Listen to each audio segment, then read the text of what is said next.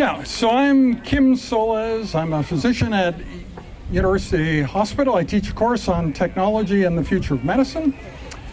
And I have poetry themed around the inevitable fact that machines will become smarter than we are and what the consequence of that is. And so this first, if you've ever thought about diversity, probably to you that refers to equality between groups of human beings, but you can think of broadening it a little bit. And there was a meeting in Puerto Rico in January about machines taking over the work of humans.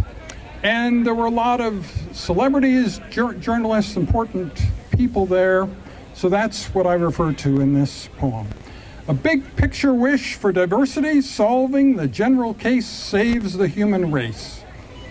In January 2015 in Puerto Rico, AI researchers tossed to and fro ideas about how to contain machine superintelligence and how it requires super-vigilance to keep the AIs hemmed in so they can't do us in.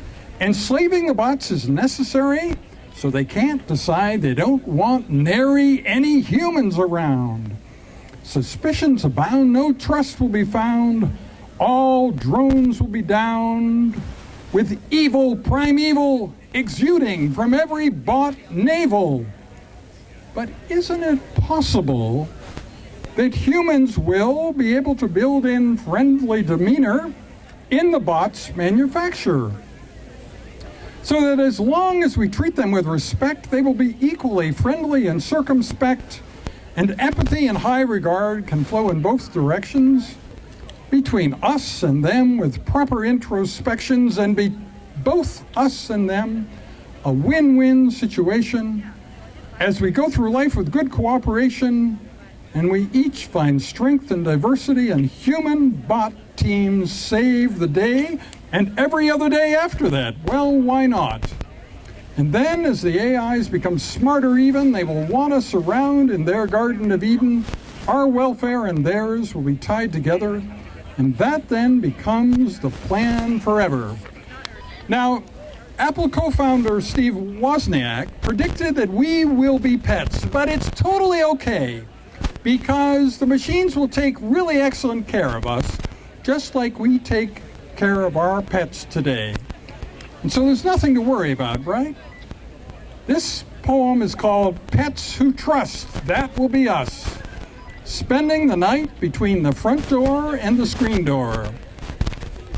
A bear was spotted on Emily Murphy Park region, so on Wednesday night, we decided to keep our cat in. It was not a popular decision with the cat in question, who kept charging all the doors head on, but we were steadfast in our resolve to provide protection against bears and coyotes and their brethren. We closed the door and went to bed thinking all was just fine and nothing bad would happen to our favorite feline.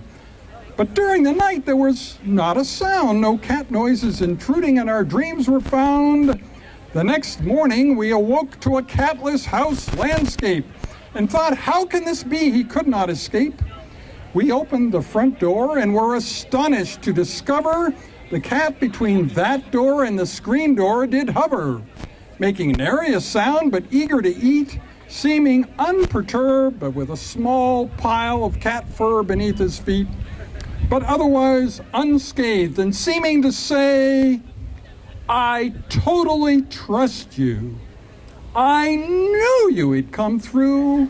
You always do. Now, Steve Wozniak, today of Apple fame, says we will be pets. He makes that claim, says intelligent robots will make pets of us and keep us around as a nature bonus. They will be as good masters as we are to our pets today, enjoying our cute antics. Hooray, hooray. I'm sure there will be occasional screen door miscalculations, but the bots will also provide us with amazing augmentations, and when the relationship goes slightly awry, we can relax, knowing we'll again see the sky and can say to our benevolent bot, to whom we owe such an awful lot. I totally trust you. I knew you would come through. You always do. Now, at this meeting in Puerto Rico, there were 79 people there, and 78 of them were on the side of enslaving sentient machines, not having them have any rights, even though they may be 10 times, 100 times, 1,000 times, 10,000 times smarter than we are, figuring out how to keep beings much smarter than we are enslaved. And if you think about it, that just isn't going to work. But there was one person there on the other side, the only person from Edmonton, the only person from the U of A, and that's Rich Sutton, who is sitting right there, who's an AI researcher in computing science, who's talked about the enslavement problem, how enslavement won't work, that we need to accept. We need to share power with these sentient machines when that point is reached, and include them in our circle of empathy. Now, believe it or not, every Tuesday night, I read poetry at Rouge Lounge on Jasper and 117th. I thought that I could avoid doing it some Tuesdays. I had a medical meeting I was preparing for. I thought it kept me very busy and I couldn't go to poetry. But then I discovered that that wasn't correct. This was so habit forming that I still had to go to poetry. So we have certain traditions there. When somebody reads for the first time, the person running the poetry session, Ahmed Nomadic, threatens them with a stockumentary if they don't come back and read a second time. So they have to keep coming. So that stockumentary is referred to in this poem that is about what will happen then and the kind of empathy we should show when the first robot poet reads at Rouge Lounge on 117th and Jasper. And it's going to happen anytime soon, you know. The first robot poet to grace the Rouge Lounge stage will be a friend of us all, needing no cage, no danger if he, she is free range, without motives deranged or strange. This poetic silicon person will be our equal, whose first reading should have a sequel with Ahmed threats of stockumentaries so as not to create a sense of unease. And if the robot stumbles or blushes, there should be encouragement. If his or her batteries need charging, we should provide that nourishment. Every gesture of friendship that we provide to others freely should be given equally to the robot. Well, why not, really? We are no more entitled than the robot he, she deserves our finest empathy. It was said at the end of Dickens' Christmas Carol fun that Scrooge knew how to keep Christmas better than anyone. Let it be said of Rouge Lounge, all of us, that we knew how to keep robots happy and avoid the fuss. And finally, if you may be sitting there thinking that this doctor up on stage takes himself way too seriously, there's a 1-minute poem. When we have poetry slams, it's 3, 2, 1-minute poem.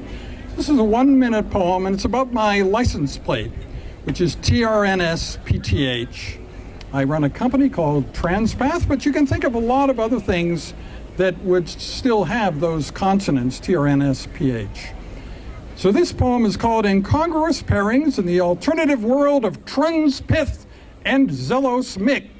Transpith is my license plate. How does that to my life relate? Transpath is the company I run, but if it were Transpith, what would be done? Transpith, I can imagine, as a sea dredging company, but also dabbling in philosophy.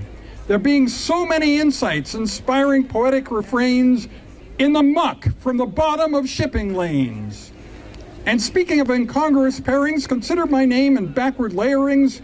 If my name were really Zelos Mick, imagine the personality you would pick. The hard-drinking captain of the dredging ship, tough as nails, bearded, and taking no lip.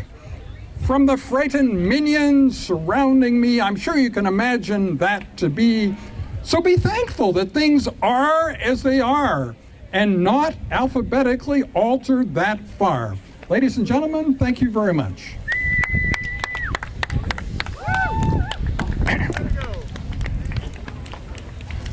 Okay.